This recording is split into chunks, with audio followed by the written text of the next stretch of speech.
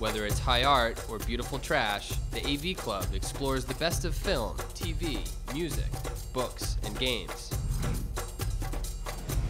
Inventory is our obsessively specific pop culture list.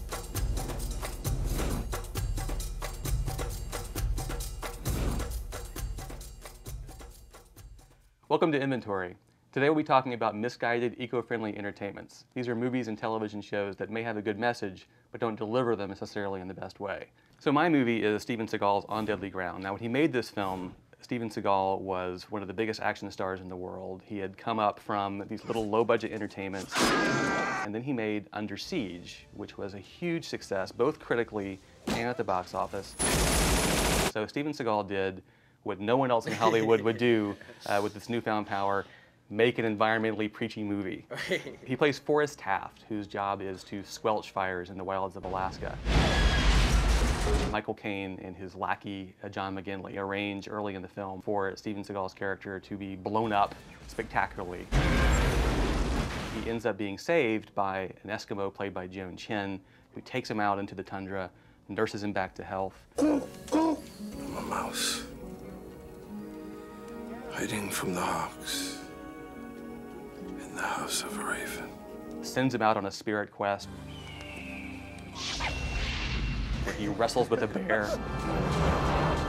Imbued with these new Native American superpowers, he goes back to face off against Michael Caine and his goons.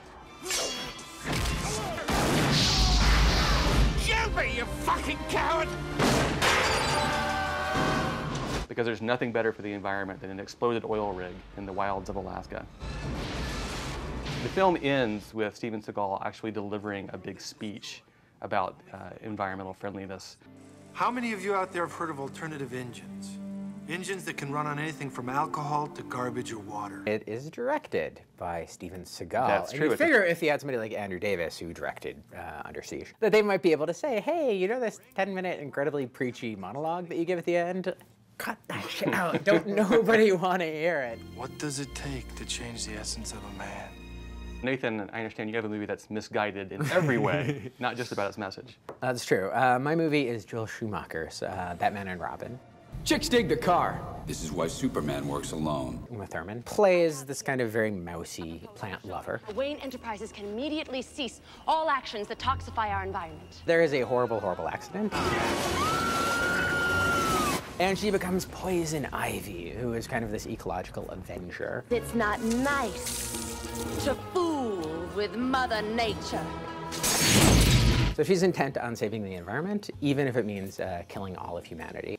So in a somewhat misguided alliance, she joins forces with Mr. Freeze, who's played by Arnold Schwarzenegger.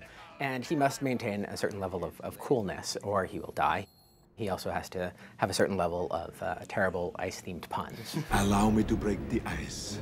You are not sending me to the cooler. What killed the dinosaurs? The Ice Age!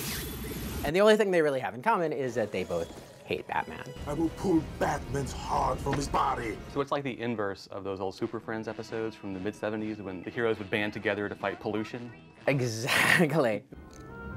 I'm sorry. Steve, I understand you have a very special episode of a very special program to share with us. Yes, it's the Pipe Dreams episode of Saved by the Bell. This episode not only covers the environmental dangers of oil spills, there's nothing we can do, but also the toll that wanton greed takes on the soul. It's basically Saved by the Bell meets There Will Be Blood. I'm the richest waitress in the world. The episode begins with Zach befriending a duck named Becky that he hits on the head with a baseball. You forget me? Then Slater tells the gang that oil has been discovered in the football field. And there's all of these fantasies about what will happen with all this oil money that's going to be rolling in. Let's all go to the beach. The camels are ready. Jessie Spano is sort of the Upton Sinclair of Bayside High. She's trying to persuade the student body to not drill for oil. Come on, Kelly. Oil causes pollution. Take a stand. But it takes tragedy to open Zach's eyes. Please, sir, show us how to clean her off. Zach, Becky's dead. No. Yeah, I think if the executives at BP had seen this episode, the world would be a much different place. It just makes you wonder, like, what did the writers hope to achieve with this? This is a show that is normally so morally empty and stupid that if people are being influenced by this episode, I'd hate to think that they're being influenced by the other episodes. I mean, I think the lesson is that heavy-handed propaganda is equally rank even if it's being done for good. And that there can never be enough cold-themed puns. Let's kick some ice. For more misguided eco-friendly entertainments, visit avclub.com.